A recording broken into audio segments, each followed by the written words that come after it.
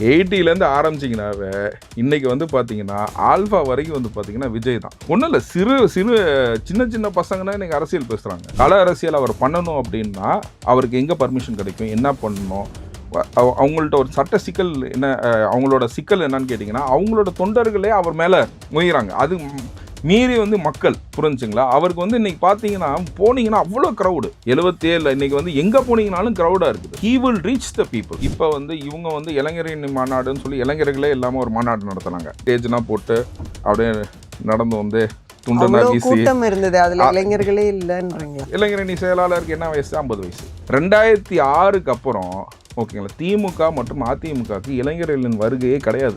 விஜய் கட்சியில் இருக்கிறாங்களா இல்லையா அப்படின்னு கிடையாது. இன்னைக்கு ஒரு இடத்துலையுமே விஜயோட எதிர்வொலி வந்து பரவுது. காரணம் நான் சும்மா ஒரு 2-3 மீம்ஸ் பார்க்குறோம். ஒரு பொண்ணு வந்து குடும்பத்தோட நீ வந்து விஜய் ஓட்டு போடுவீங்கன்னா தான் நான் கல்யாணம் பண்ணிக்குவேன்னு சொல்லிட்டு கல்யாண மேடையில் வந்து எழுதி வாங்குறாங்க. இதெல்லாம் இவங்க கிரியேட்டே பண்ண முடியாது. இன்க்ளூசிவ் நியூஸ் தமிழ் நேயர்களுக்கு வணக்கம். இன்றைக்கு நேர்காணல நம்ம கூட இணைஞ்சிருக்காங்க அரசியல் விமர்சகர், வழக்கறிஞர் திரு ஆரோக்கிய சதீஷ் அவர்கள். நிறைய கேள்விகள் கேட்க போறோம், வாங்க பேசலாம். வணக்கம் சார். வணக்கம். வணக்கம். மக்கள் கூட்டம் விஜய்க்கு கூடினாலும் விஜய் பொறுத்த வரைக்கும் ஒரு டிராபேக்கா சொல்லப்படுறது மக்கள் மத்தியில என்னன்னா, கள அரசியலே செய்யல, எப்படி சிஎம் ஆக்குவாங்க மக்கள்? இது வந்து ஒரு நல்ல நகைச்சுவை தான். என்னன்னு கேட்டிங்கன்னா, பர்மிஷன் வாங்கி போன இடத்துக்கே ஓகேங்களா, விஜய் வந்து இவ்வளோ பேரை வந்து இது பண்ணிட்டாரு, அந்த மாதிரி ஒரு பேட் நெரேட்டிவ் கொண்டு வரணும்னு சொல்லி இவங்க எல்லாம் யோசிச்சு அது இவங்களுக்கு பேக் ஃபயர் ஆச்சு. ஓகேங்களா. ஸோ சேம் திங் இப்போ வந்து கல அரசியல் அவர் பண்ணணும் அப்படின்னா அவருக்கு எங்கே பர்மிஷன் கிடைக்கும், என்ன பண்ணணும், அவங்கள்ட்ட ஒரு சட்ட சிக்கல் என்ன, அவங்களோட சிக்கல் என்னன்னு கேட்டிங்கன்னா அவங்களோட தொண்டர்களே அவர் மேலே முயறாங்க. அது மீறி வந்து மக்கள், புரிஞ்சுங்களா? அவருக்கு வந்து இன்றைக்கி பார்த்தீங்கன்னா போனீங்கன்னா அவ்வளோ க்ரௌடு. இன்றைக்கி 77 இன்றைக்கி வந்து எங்கே போனீங்கனாலும் க்ரௌடாக இருக்குது. So he will reach the people. இன்றைக்கி நான் வந்து எதை வந்து இன்றைக்கி எம்ஜிஆர்னு சொல்கிறோம்னா ஓகேங்களா, அவருக்கு எப்படி அமெரிக்காவில் உட்காந்து ஜெயிச்சாரோ ஓகேங்களா, அந்த மாதிரி இன்னைக்கு சூழ்நிலைக்கு நான் சொல்கிறேன். ஓகேங்களா, 5000 பேருக்கு தான் அனுமதினு கொடுத்துருக்காங்க. ஓகேங்களா, இன்னைக்கு மாநாட்டில் அது என்னன்னா பொதுமக்களை விஜய் சந்திக்கிறதே இல்லைன்னு தான் வந்து விமர்சிக்கப்படுது. ஆனாலும் இப்ப இடம் கிடைக்கல, அதாவது 5000 பேர், அதுதான் நீங்க நல்லா யோசிச்சு பாருங்க. இப்போ வந்து இவங்க வந்து இளைஞரின் மாநாடுன்னு சொல்லி இளைஞர்களே இல்லாமல் ஒரு மாநாடு நடத்துனாங்க. ஸ்டேஜ்லாம் போட்டு அப்படியே நடந்து வந்து கூட்டம் இருந்தது. அதுல இளைஞர்களே இல்லைன்றீங்களா? நீங்க ஒன்றும் இல்லை, நீங்க அப்படியே நீங்க பாருங்க, ஒன்றும் இல்லை. நீங்க யூடியூப்ல ஒன்றும் எல்லாமே everything is available in YouTube. Okay, இளைஞரணி மாநாடு, இளைஞர்களே இல்லாமல் ஒரு இளைஞரணி மாநாடு. இளைஞரணி செயலாளருக்கு என்ன வயசு? 50 வயசு. உதயநிதி ஸ்டாலினுக்கு என்ன வயசு? 45 50? இளைஞரா அவர்? இது ஒரு இளைஞரணி மாநாடா? ஸ்ட்ரைட்டாகவே தான் கேள்வி கேட்குறேன். எனக்கு கூச்சம் தான் ஒன்றும் கிடையாது, நான் ஸ்ட்ரைட்டாகவே தான் கேட்குறேன். 45 வயசு இளைஞர்கள்னா இதுதான் அவங்க இளைஞர்கள். நீங்கள் அவங்களனா இளைஞர்கள்னு ஏற்றுக்கோங்க, எனக்கு ஒன்றும் பிரச்சனை கிடையாது. இங்கே வந்து தலைவருக்கே 50 வயசு தான் ஆகுது. ஓகேங்களா. ஸோ இளைஞர்கள் கூட்டம் என்ன, மாணவர் கூட்டம் என்ன அப்படிங்கிறது ஒரு அடுக்கடுக்காக இருக்குது. இன்றைக்கி 2006க்கு அப்புறம் ஓகேங்களா, திமுக மற்றும் அதிமுகவுக்கு இளைஞர்களின் வருகையே கிடையாது. எந்த இடத்துல மிஸ் பண்ணிட்டாங்க இளைஞர்களை? இவங்க எங்கே மிஸ் பண்ணிட்டாங்கன்னா டைனாஸ்டி இதுங்க. இன்னைக்கு வந்து முதல்வர் துணை முதல்வர் மட்டும் கிடையாது, புரிஞ்சுங்களா? நீங்கள் ஒரு இடத்துலையும் எடுத்துக்கலாம். கேன்னு எடுத்திங்கன்னா அவர் பையனை கொண்டு வந்துட்டாப்புல. ஓகேங்களா. ஐ பெரியசாமி அவர் பையனை கொண்டு வராப்புல. ஓகேங்களா. பொன்முடி அவர் பையனை கொண்டு வராப்புல. துரைமுருகன் அவர் பையனை கொண்டு வராப்புல. டிஆர் பாலு அவர் பையனை கொண்டு வராப்புல. இந்த மாதிரி டைனாஸ்டி பாலிடிக்ஸ் வரும்போது நீங்கள் நேசிப்பீங்களா? நீங்கள் அந்த கட்சியை நேசிப்பீங்களா? ஸோ இன்றைக்கி வந்து எல்லா விஷயத்துலையுமே நான் சொல்கிறேன். இன்றைக்கி ஜனவரி 25 மொழிப்போர் தியாகிகள்ங்கிறாங்க. அந்த மொழிப்போர் தியாகிகள் குடும்பத்துலேருந்து உங்கள் கட்சியில் வந்து முதலமைச்சர், துணை முதலமைச்சர், மினிஸ்டர் யாராச்சும் இருக்காங்களா? இல்லைனா எம்எல்ஏவாக இருக்காங்களா? இல்லைனா மாவட்ட பொறுப்பில் இருக்காங்களா? இல்லைனா கிளை செயலாளராச்சும் இருக்காங்களா? வட்ட செயலாளர் இருக்காங்களா? திமுகவில் மொழிக்கு நாங்கள் வந்து அவ்வளோ பண்ணோன்னு நீங்கள் சொல்கிறீங்கல்ல. இன்றைக்கி ஒரு படமே எடுத்து அது இன்றைக்கி மக்கள் எப்படி அந்த படத்தை பார்த்தாங்க? துச்சமாக பார்த்தாங்க. உங்கள் அரசியலை கொண்டு வந்து அங்கே நுழைக்க பார்த்தீங்க. நீங்கள் கேட்குறேன், அந்த மொழிப்போர் தியாகி நீங்கள் படத்தை நீங்கள் எடுத்தீங்களா? ரைட்டு. அந்த தியாகிகள் குடும்பத்திலேருந்து இன்றைக்கி உங்கள் கட்சியில் எம்எல்ஏ, மினிஸ்டர், துணை முதலமைச்சர் யாராச்சும் இருக்காங்களா? சொல்லுங்கள். எதுவுமே கிடையாதுங்க. டைனாஸ்டி பாலிடிக்ஸ் இது வந்து வர்ஸ்ட் பாலிடிக்ஸ். குறுநீல மன்னர்கள் இது எப்படின்னு கேட்டிங்கன்னா, இது முன்னாடி வெள்ளைக்காரன் வந்து பார்த்திங்கன்னா ஜமீன்தாரி சிஸ்டம் அப்படின்னா உருவாக்கி எல்லாத்தையும் அந்த இடத்த கண்ட்ரோல் பண்ணாங்க. அதே இன்னைக்கு தான் நடக்குது. குறுநீல மன்னர்கள் இன்னைக்கு இவங்க கட்சியிலே ஆள் கிடையாதுங்க. 10 மினிஸ்டர் கிட்ட அதிமுகலேருந்து போய் திமுகவில் சேர்ந்துருக்காங்க. இவங்கள்ட்ட ஆள் கிடையாது. தே பை பீப்புள். எங்கெங்கே எவன் வந்து இந்த குறுநீல மன்னர்களுக்கு பாதிப்பு இல்லாமல், ஓகேங்களா, மற்ற கட்சியிலேருந்து எப்படி ஆளுங்களை தூக்கி கொண்டு வந்து வச்சுக்க முடியுமோ அப்படி வந்து தூக்கி வந்து அதை வச்சுக்கிறாங்க. எதிர்க்க நான் வரேன் அப்படின்னு சொல்லிட்டு தான் ஜனநாயகன் அப்படிங்கிற பேர்ல படம் எடுத்திருக்கிறாரா? இல்லை, அது வந்து அது கமர்ஷியல் படத்தில் நான் வந்து விஜய் ரசிகர் மன்றத்தை சேர்ந்தவனும் கிடையாது. நான் வந்து I am a director fan, always a director fan. Vijay படம் ரொம்ப பிடிக்கும், அவ்வளோதான் வெளியே. அரசியல் நோக்கங்களை மட்டும்தான் நாங்கள் பார்க்குறோம். அதாவது வென் பர்சன் கம்ஸ், ஒரு கரப்ஷன் ஃப்ரீயாக இருக்கும், ஓகேங்களா, இளைஞர்கள் வந்து போராடுறாங்க. எதுக்கு வந்து இன்னைக்கு சொல்கிறேங்க, இன்னைக்கு அங்கே விஜய் கட்சியில் இருக்கிறாங்களா இல்லையா அப்படின்னு கிடையாது. இன்னைக்கு ஒரு இடத்துலையுமே விஜயோட எதிர்வொலி வந்து பரவுது. காரணம் ஒன்று, நான் சும்மா ஒரு 2-3 மீம்ஸ் பார்க்குறோம். ஓகே, ஒரு பொண்ணு வந்து குடும்பத்தோடு நீ வந்து விஜய் ஓட்டு போடுவீனா தான் நான் கல்யாணம் பண்ணிக்குவேன்னு சொல்லிட்டு கல்யாண மேடையில் வந்து எழுதி வாங்குறாங்க. இதெல்லாம் இவங்க கிரியேட்டே பண்ண முடியாது. நீங்கள் எந்த இளைஞர்களை வச்சு நீங்கள் கிரியேட்டே பண்ண முடியாது. புரிஞ்சுங்களா? ஒரு எல்லாருமே ஒரு அது இயல்பா வந்து பேரண்ட்ஸ் கிட்ட கேட்கறது ஒரு இயல்பாவே வந்து பார்த்தீங்கன்னா இன்னைக்கு வந்து சொசைட்டி வந்து கேட்டிங்கன்னா பேரண்ட்ஸ் வந்து சில்ட்ரன்ஸை கன்வின்ஸ் பண்ணுவாங்களா? ஓகேங்களா, சில்ட்ரன்ஸ் வந்து பேரண்ட்ஸை கன்வின்ஸ் பண்ணுவாங்களான்னு. அதாவது என்ன மாதிரி ஒரு நடுத்தர ஏஜில் இருக்கவங்க வந்து பார்த்தீங்கன்னா, நான் படிக்கும் போது எங்கள் அப்பா என்னை போட்டு அடித்தார், ஸ்கூலில் பயங்கரமாக திட்டுவாங்க, எல்லாமே பண்ணுவாங்க. இப்போயும் பார்த்தீங்கன்னா ஸ்கூலில் நம்மளே தான் கூப்பிட்டு திட்டுறாங்க. இப்போ குழந்தைங்க சொல்கிறது தான் நம்ம கேட்குற நிலைமையில நம்ம இருக்கிறோம். So this is the scenario. இன்னைக்கு அந்த ஜென்சி கிட்ஸ் 90 கிட்ஸ் 80ன்னு சொல்கிறாங்க. 80லேருந்து ஆரம்பிச்சிங்கனாவே இன்னைக்கு வந்து பார்த்தீங்கன்னா ஆல்ஃபா வரைக்கும் வந்து பார்த்தீங்கன்னா விஜய் தான். ஒன்றும் இல்லை, சின்ன பசங்கன்னா இன்னைக்கு அரசியல் பேசுகிறாங்க. சின்ன பசங்க இன்னைக்கு வந்து 9th படிக்கிற பசங்க, 10th படிக்கிற அரசியல் வருகையினால தானா? கண்டிப்பாக வந்து பார்த்தீங்கன்னா, இது ஏன்னு கேட்டிங்கன்னா, அவங்க ஒரு மாற்றத்தை எதிர்பார்த்துக்கிட்டே இருந்தாங்க. நான் ஃப்ராங்காக சொல்ல போனேன்னா வந்து பார்த்தீங்கன்னா, என்னை சுற்றி இருக்கவங்கள பார்த்தீங்கன்னா, இந்த மாதிரி பசங்க பேசும்போது பார்த்தீங்கன்னா, ராகுல் காந்தி ஆனால் ஃபோர்ஸாக இருக்க மாட்டுறாரு. அது அவர்கிட்ட வந்து ஒரு லேக்காக அவங்க வந்து பார்த்தாங்க. But they like him even though that is so and so, because அவர் இறங்கி வேலை செய்கிற தோரணை எல்லாமே வந்து பார்த்தீங்கன்னா அப்படி மக்களாக அவர் இருக்கிறது வந்து அது வந்து இளைஞர்களுக்கு பிடிச்சிருந்துச்சு. பட் ஆனால் அவர் வந்து அக்ரெசிவாக இருக்க மாட்டுறாரு. ஓகேங்களா, இந்த அக்ரெசிவ்னஸ் வந்து பார்த்தீங்கன்னா, இந்த அக்ரெசிவ்னஸும் அசர்ட்டிவ்னஸும் கலந்தவர் தான். அக்ரெசிவ்னு நான் கூட சொல்ல மாட்டேன். விஜய் வந்து இஸ் வெரி வெரி அசர்ட்டிவ். இதை தான் வந்து மக்கள் விரும்பியிருக்காங்க அப்படின்ற சொல்லலாம். ஏன்னா அக்ரெசிவ்னா வந்து பார்த்தீங்கன்னா பிபி வர மாதிரி பேசுறது நம்ம சீமான் இருக்காரு. ஓகேங்களா, அசர்ட்டிவாக பேசுறது, அசர்ட்டிவாக ஒரு விஷயத்தை ஹேண்டில் பண்ணுறது, இது எல்லாமே வந்து பார்த்தீங்கன்னா விஜய் தரப்புலேருந்து ரொம்ப சூப்பராக பண்ணிகிட்டு இருக்காங்க. அதுவும் அவங்க இளைஞர்கள் வந்து பார்த்தீங்கன்னா ரொம்ப கோஷம் போடாமல், இது பண்ணாமல், ரொம்ப நீட்டாக எப்படின்னா கட்சியை வளர்க்கணுமோ அந்த இதை வந்து போராட்டத்தை இது பண்ணு. இதில் எனக்கு தெரிஞ்ச ஒருத்தர் சொன்னார், ஒரு 70 திமுகலேருந்து ஒரு நண்பர், நாங்கள் எப்படி இருந்தோமோ இன்றைக்கி அந்த மாதிரி இருக்காங்கப்பா அந்த கட்சியில் அப்படின்னு. நாங்கள் எப்படி இருந்தோமோ எங்கள் அப்பா ஃப்ரெண்ட்ஸு சொல்கிறாரு, நாங்கள் எப்படி இருந்தோமோ ஓகேங்களா அந்த மாதிரி இருக்காங்க. பாரம்பரியமாக பார்த்தீங்கன்னா நிறைய பேர் வந்து பார்த்திங்கன்னா அந்த கொள்கைக்காக வந்து இருந்தாங்க. எங்கள் அப்பா எந்த பொறுப்புலையும் கிடையாது, ஒன்றுலையும் கிடையாது. ஆனால் வீடு ஃபுல்லாக சூரியன், கிரில் கேட் எல்லாமே சூரியன் தான் இருக்கும். முரசொலியிலேருந்து ஒரு பேஜில் கட் பண்ணி புக்கு ஒட்டி எங்கள் வீட்டில் சின்ன லைப்ரரியே இருக்குது. முரசொலி லைப்ரரியே இருந்துச்சு. ஒரு 2000 போக்கில் வந்து பார்த்தீங்கன்னா, ஒரு 2005லனா வந்து பார்த்தீங்கன்னா அதெல்லாம் தூக்கி மொத்தமாக எடைக்கு போட்டார். அட இது எல்லாம் போயிடுச்சுப்பா அப்படின்னு சொல்லிட்டு அதுக்கு தூக்கி இப்போ இல்லை, நான் சொல்கிறது வந்து 20 வருஷத்துக்கு முன்னாடியே அவங்கன்னா வந்து கைவிட்டாங்க. இது வந்து அந்த அளவுக்கு, ஏன்னா அந்த ஸ்பிரிட் இருக்கவங்க யாருமே இல்லை, எல்லாம் கூணு கும்பிடு போடுற மாதிரி ஆயிடுச்சு. கூப்பிட்டு திட்டினா வாங்கிக்கணும், ஓகேங்களா, எம்எல்ஏ பதவிக்காக எம்பி பதவிக்காக எப்படியோ வேலை செய்யணும், அந்த மாதிரினா ஆயிடுச்சு. ஒரு நடைமுறையை வந்து அரசியலில் மாறிடுச்சு. அதை வந்து என்னன்னு கேட்டிங்கன்னா, அதை விரும்பாதவங்க, அந்த காலத்தில் இருந்த இந்த போராட்டம் செஞ்சவங்க எல்லாருமே இதை விட்டு விலகிட்டாங்க. அதனால தான் இன்றைக்கி நான் சேலஞ்ச் பண்ணி கேட்குறேன், வட்ட செயலாளராச்சும் இருக்கிறாங்களாப்பா சொல்லுப்பா அப்படின்னு ஏன் சேலஞ்ச் பண்ணி கேட்குறேன். அவ்வளோ ரிசர்ச் பண்ணி யாராச்சும் ஒருத்தர் இருக்க மாட்டாங்களா? யாருக்காச்சும் ஒருத்தருக்கு பதவி கொடுத்துருக்க மாட்டாங்களா? அப்படிங்கிறத நான் தேடாத இடம் கிடையாது. வெறும் இந்த மொழிப்போர் தியாகிகள் லிஸ்ட்டு எடுத்து நீங்கள் போட்டு பார்த்தீங்கன்னா அந்த இதில் அந்த ஃபேமிலியிலேருந்து யாராச்சும் is a trace is there in DMK அப்படின்னு பார்த்தீங்கன்னா ட்ரேஸே இல்லை.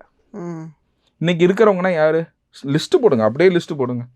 செந்தில் பாலாஜி, கே நேரு, பொன்முடி எல்லாமே லிஸ்ட்டு போட்டிங்கன்னா இந்த மினிஸ்டர்ஸ் பேரென்னா அடிச்சிங்கன்னா ஊழல் வழக்கு மட்டுமே தான் வரும். இன்றைக்கி என் பேர் அடிச்சிங்கன்னா நான் எவ்வளோ கேஸ் வாதாடி இருக்கேன், எந்த கேஸ் ஜெயித்தேன், எந்த கேஸ் தோத்தேன்னு வரும். ஓகேங்களா? கூகுளில் என் பேரை போட்டிங்கன்னா வரும். ஆரோக்கிய சதீஷ் அட்வொகேட்டுன்னு போட்டிங்கன்னா. இன்றைக்கி நீங்கள் அதே இது அந்த மினிஸ்டருக்கு நீங்கள் போட்டு பாருங்கள், ஸ்கேம்ஸு தான் வருது. எப்போ when likely to be arrested and released. ஓகேங்களா? இதுதான் வருது. எல்லாருமே பாருங்கள், இன்றைக்கி எல்லாமே கைபேசியில் வந்துருச்சு. எல்லாமே பார்க்குறாங்க. Nobody can control any one. முன்னாடி நீங்கள் ஒரு சேனல் நரேட்டிவ் வச்சுருந்தீங்க, ஒரு நியூஸ் பேப்பர் வச்சுருந்தீங்க, ஒரு நியூஸ் பேப்பரில் ஆதிக்கம் செஞ்சீங்க. இன்றைக்கும் நீங்கள் செலுத்துறீங்க. உங்கள் சேனல்ஸ் தான் 75% of channels has been dominated by DMK. ஓகேங்களா? எவ்வளோ தான் பண்ண பேப்பர்ஸ் எல்லாமே dominated by DMK. But you are not able to shut out the மவுத்தில்.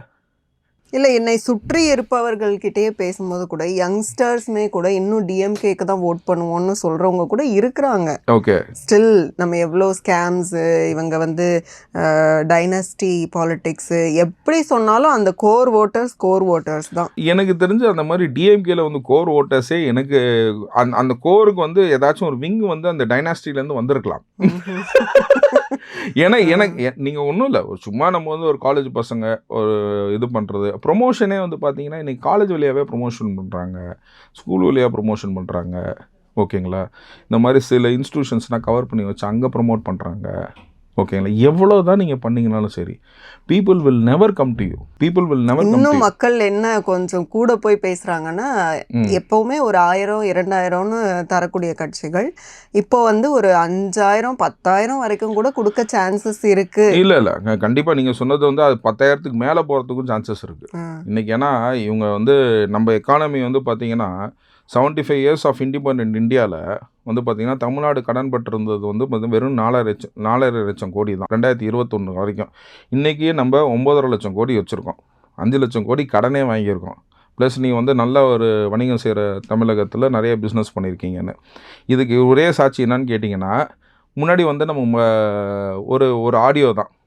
நான் ரொம்ப மதிப்புக்கும் திமுகலே ஒரு அமைச்சர் மேலே ஒரு மதிப்பு வச்சுருக்கேன்னா அது பிடிஆர் மேலே. Even though he is also from the same dynasty.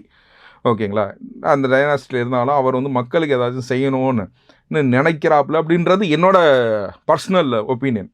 ஓகேங்களா? திமுகலே இருக்கவங்க ஒரு பர்சனல் ஒப்பீனியன். அவரே ஒரு ஆடியோ ரிலீஸ் பண்ணாரு, எல்லாம் பண்ணாருன்னு சொல்லி வந்துச்சு. ஸோ இந்த கோடிகள் பொறுத்த வரைக்கும் பணமே கொடுக்காமல் தொடர்ச்சியாக ஜெயிப்பவர் இல்லை. அப்போ அவரோட தொகுதியில இப்ப தாவேகாவை நிறுத்தும் போது தாவேகா வேட்பாளர் எப்படி ஜெயிக்க முடியும்? கண்டிப்பாக நான் சொல்றேன், நான் தான் சொல்றேன். நான் ஐ எம் நாட் அ தாவேகா ஆதரவாளர்னு சொல்றேன். நான் ஒன்று என்ன சொல்றேன், பிடிஆர் அணியை துணை முதலமைச்சர் ஆக்கக்கூடாதுன்னு நான் கேட்குறேன். ஓகேங்களா? பிடிஆர் ஏன் ஆகலை? ஏன் அப்படி என்ன தகுதி பிடிஆருக்கு மேலே உதயநிதி ஸ்டாலினுக்கு இருக்குது? அந்த narrative it is not an appointed post, it is not a contested post. அது அவரே எதிர்க்கலன்னு தானே क्वेश्चन. அவரை எடுத்து பின்னாடி நிற்க வைக்கிறீங்க. ஒரு ஃபோட்டோவில் பாருங்க, அவர் குரல் கொடுத்திருக்கணும்ல, ஒரு துணை முதலமைச்சர் ஆக்கலாம். அதுதான் ஒரே குடும்பம் அப்படின்னு பதில் சொல்லும்போது நம்ம அந்த குடும்பம் இந்த பேசுறதுனால மட்டுமே பிடிஆருக்கு வாய்ஸ் கம்மியாகும் தான் என்னோட கருத்து. இந்த மாதிரி ஒரு பேட் நரேட்டிவ் இவங்களுக்காக நீங்கள் ஆதரிச்சு பேசுங்க. அதே பிடிஆர் தானே சொன்னார் 30,000 கோடியை கொள்ளையடிச்சிட்டாங்க, எங்கே ஒழிச்சு வைக்கிறதுன்னு தெரியாமல் அலையறாங்க. சொல்லலையே, ஒரு ஆடியோ மூலியமாக சொன்னாரா? ஆடியோவை எடுத்துட்டோம். So that is also spread across. அதுக்கப்புறம் தானே அவர் ஃபினான்ஸ் மினிஸ்டர்லேருந்து இன்னைக்கு தூக்கி அவரை ட்ரான்ஸ்ஃபர் பண்ணாங்க. அப்போ அவருக்கு அது தெரியும்ல, அப்போ அவர் அப்பயாவது பேசியிருக்கணும்ல. பேசுவாங்கங்க. ஒரு மக்களும் பார்த்தீங்கன்னா ஒரு மக்களும் எப்படின்னா கொஞ்சம் கொஞ்சமாக தான் வருவாங்க. ஏன் அவங்க தாத்தா முதலமைச்சர், இன்னைக்கு அமைச்சர்கள் பட்டியலில் அவர் பின்னாடி நின்றுட்டுருக்காரு. அவர் முன்னாடி கூட உட்கார வைக்கல. அவங்க தாத்தா முதலமைச்சர். அதுக்காக நான் அவரை முதலமைச்சர் ஆக்கணும்னு நான் சொல்ல மாட்டேன். அதே டைனாஸ்டிக் பாலிடிக்ஸ் தான். பட் என்னன்னு கேட்டிங்கன்னா, பிடிஆர்கிட்ட என்னன்னு கேட்டிங்கன்னா, ஒரு தனிப்பட்ட முறையில் கேட்டிங்கன்னா அவர் படித்தவர், நல்லா இது பண்ண லேமன் பிரதர்ஸில் ஒர்க் பண்ணார். ஒரு எக்கனாமிக் அனாலிசிஸ் இருக்குது. வென் ஹி கேம்ஸ் டு வெள்ள அறிக்கை கொண்டு இதை சப்மிட் பண்ணார். ஃபஸ்ட்டு வச்சு அவர் ஃபினான்ஸ் மினிஸ்டராக இருக்கும்போது நோபடி ஹஸ் டன் திஸ். இதுதான் இப்போ சோனல் சினாரியோ, நான் வருஷம் இதை பண்ணுறேன் அப்படின்னாரு. அவர் பண்ண உள்ளையே. ஏன்னா ஃபினான்ஸ் டிபார்ட்மெண்ட்லேருந்து தான் மற்ற டிபார்ட்மெண்ட் காசு போவோம். மற்ற டிபார்ட்மெண்ட் காசு போச்சுன்னா அவர் கணக்கு கேட்பார். அவங்க கணக்கு கொடுக்கலன்னா இவர் வந்து பணத்தை ரிலீஸ் பண்ண மாட்டார். So it will become a big conspiracy between the DMK. அதனால தான் தூக்கி வெளியில் போட்டாங்க. இதை தான் நம்ம அண்டர்ஸ்டாண்ட் பண்ணியிருக்கணும். புரிஞ்சுங்களா? இது அப்படின்னா அப்படி இருந்துச்சுன்னா எப்படி இவங்க சம்பாதிக்க முடியும்? எப்படி ரோட் கான்ட்ராக்டில் கமிஷன் வாங்க முடியும்? ஒன்று கமிஷன் தானே. இன்றைக்கி டாஸ்மாக் ஊழலில் இவ்வளோ இருக்குது. இன்றைக்கி ரோட் கமிஷன் சொல்கிறாங்க. இன்றைக்கி வந்து 25 லட்சம் 35 லட்சம் வரைக்கும் வந்து ஒரு போஸ்ட்டுக்கு காசு வாங்கியிருக்காங்க. KN மேலே பொதுப்பணித்துறை மேலே கம்ப்ளைண்ட் இருக்குது.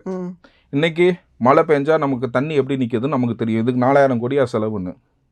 நீ 4000 கோடியை பிரித்து மெட்ராஸ் மக்கள் கொடுத்துருந்தாவே சந்தோஷப்பட்டிருப்பாங்க. இன்றைக்கும் வந்து பார்த்திங்கன்னா இந்த வருஷம் மழை பெய்யலை. இந்த வருஷம் 20 சென்டிமீட்டர் பெஞ்சால் கூட நம்ம ஊர் தாங்குன்னாங்க. 6 சென்டிமீட்டருக்கு நம்ம எப்படி இருந்தோம்? ஸ்கூல் லீவ் விட்டிங்களா இல்லையா? ஏன் லீவ் விட்டீங்க? ஏன் தண்ணி தேங்குச்சு? இதுக்கெல்லாம் பதிலே கிடையாது. மக்கள் உணர்வாங்க. நான் பேசுகிறது எல்லாமே வந்து பார்த்திங்கன்னா மக்கள் உணரணுங்கிறதுக்காக மட்டும்தான். இந்த டேட்டாஸ்னால் நம்ம இது பண்ணிக்கணும். மழை இந்த வாட்டி மழை அந்த அளவுக்கு பெய்யலை. 6 சென்டிமீட்டர் தாங்க பெஞ்சிச்சு இந்த வாட்டி மழை. 20 சென்டிமீட்டர் வரைக்கும் தாங்குனாங்க. அப்புறம் எப்படி நின்றுச்சு? இவங்களால ஒரு ப்ராப்பர் டிசைனிங் கிடையாது, ப்ராப்பர் நாலேஜ் கிடையாது, எதுவுமே இல்லாமல் இவங்க சும்மா வந்து பிளாபரிங் மவுத்து தான். எதுவும் ஸ்டார்ட்டே கிடையாது. இவங்களுக்கு வந்து எப்படி ஒர்க் பண்ணணும், என்வாரன்மெண்ட் எப்படி காப்பாற்றணும். இன்றைக்கி வந்து பார்த்திங்கன்னா அதெல்லாம் பள்ளிக்கரணை மார்ஷ்லாண்டை வந்து பார்த்திங்கன்னா பிளாட் போட்டு விற்கிறாங்க. அது கோர்ட்டில் ஸ்டே ஆச்சு.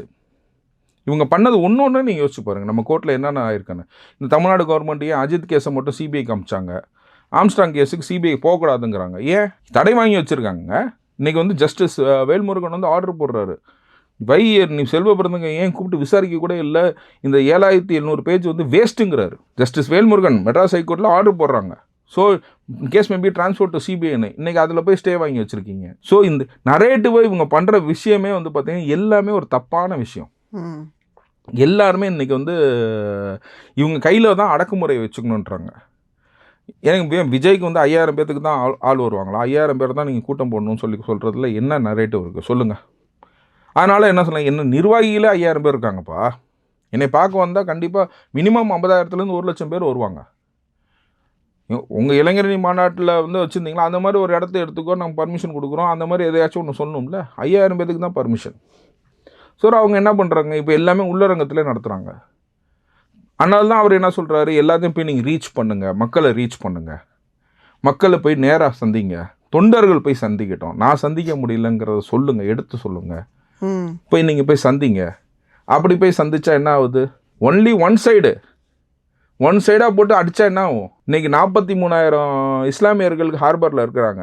இன்றைக்கி 43,000 இஸ்லாமியர். இன்னைக்கு ஜாஃபர்னா அடி வாங்கணும் இஸ்லாமியர் தானே. ஆனால் திமுகவினர் தான் அடிச்சாங்கன்னு தாவேகா தரப்புல சொல்லப்படுது. ஆனால் சேகர் பாபு அவர்கள் வந்து ஒரு பிரஸ் மீட்ல சொல்றாங்க, சரிங்க, அது வந்து பொதுமக்கள் தான் அவங்க, நீங்க கேட்டு பாருங்க, திமுகவினர் கிடையாதுன்னு. அவங்க எல்லாத்தையுமே திடீர்னு வந்து இந்த ஒருத்தருக்கு கெட்ட வார்த்தையில பேசுவார் பாருங்க, அவர் திடீர்னு கட்சி விட்டு நீக்குவாங்க, இவங்களே அரெஸ்ட் பண்ணுவாங்க, திரும்ப சேர்த்துக்குவாங்க இவங்க.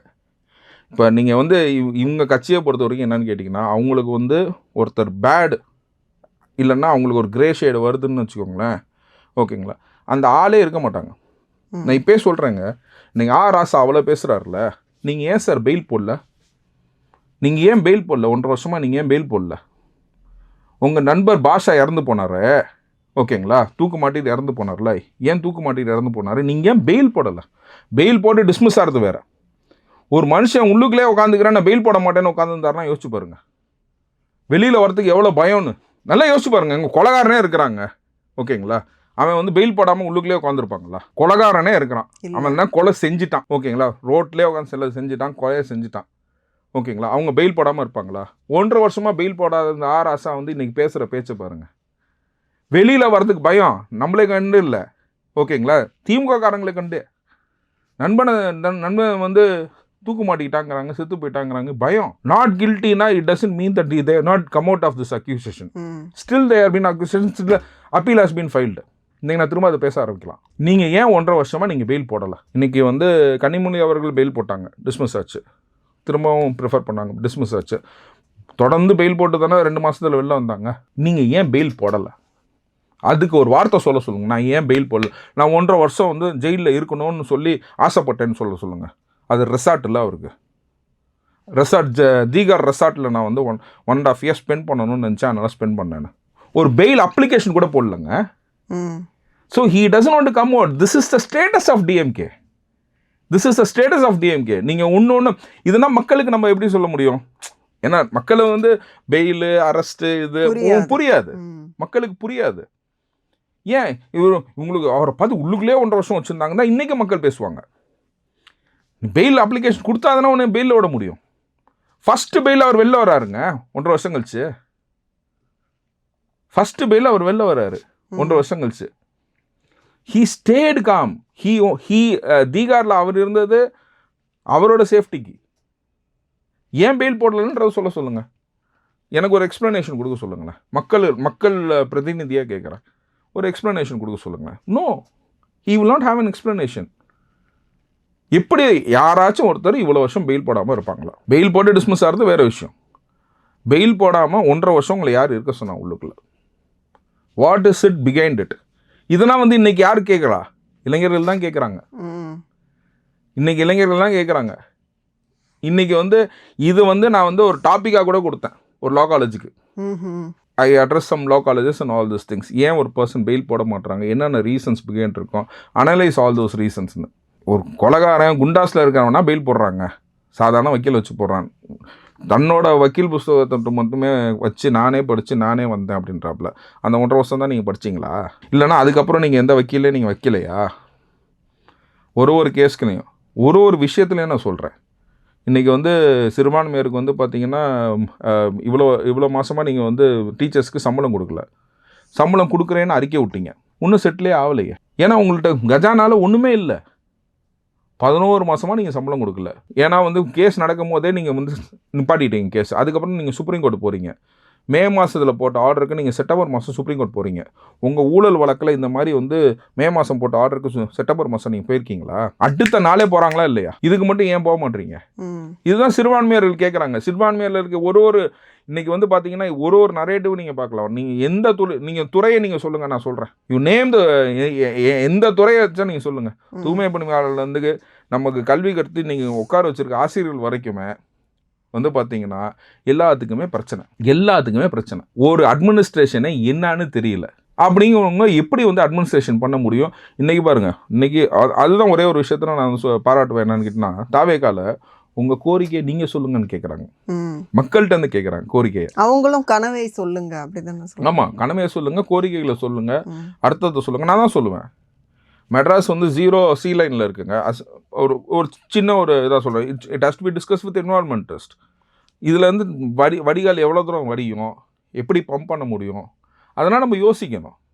You should not expand the city like this is getting congested like anything. இப்போ நீங்கள் சைனானா போனீங்கன்னா டக்குன்னு இன்னொன்று இடத்த கொண்டு போய் இது பண்ணி அங்கே வந்து டெவலப் பண்ணுவாங்க. ஏன்னா அந்த பாப்புலேஷனுக்கு தகுந்த மாதிரி வி ஆர் க்ரோயிங் பாப்புலேஷன். அப்படிங்கும் போது இன்றைக்கி ஒரு பஸ்ஸில் நம்ம இங்கேருந்து ஒரு தீபாவளிக்கு, பொங்கலுக்கு, கிறிஸ்மஸுக்கு, ரம்ஜானுக்கு மெயினாக பஸ் எப்படி இருக்குது, என்ஹெச் எப்படி இருக்குது, போகிறதுக்கு என்ஹெச் டபுள் தி டைம் எடுக்குது. 6 மணி நேரம் போக வேண்டிய இடத்துக்கு 12 மணி நேரம் 13 மணி நேரம் நம்ம போகிறோம். டபுள் த டைம் இருக்குது. அப்படிங்கும் போது ஒரு குட்டி யூனிட்ஸாக இது பண்ணி ஒரு சப்சிடரி கொடுக்கலாம். ஒரு இன்கம், ஒரு ஐடி செக்டரை வந்து நீங்கள் எல்லா இடத்துலையும் நீங்கள் வளர்க்கலாம். இன்றைக்கி யார் ட்ராவல் பண்ணுறா?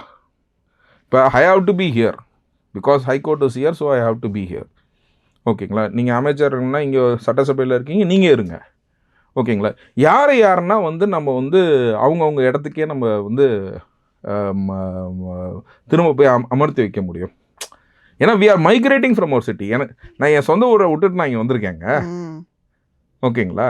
என் தொழிலுக்காக மட்டும் தான் வந்திருக்கேன், என் உணவுக்காக மட்டும் தான் நீங்கள் வந்திருக்கேன். இப்போ எனக்கு அந்த மாதிரி ஒரு ஆப்ஷன் கிடச்சிச்சுன்னா I will go to my home town. ஓகேங்களா? ஸோ அந்த மாதிரி ஒரு விஷயம் இன்னைக்கு ஐடி இண்டஸ்ட்ரியில் இருக்கவங்கன்னா வந்து ஒர்க் ஃப்ரம் ஹோம். நமக்கு கொரோனா வந்து ஒன்று கற்றுக் கொடுத்துச்சு.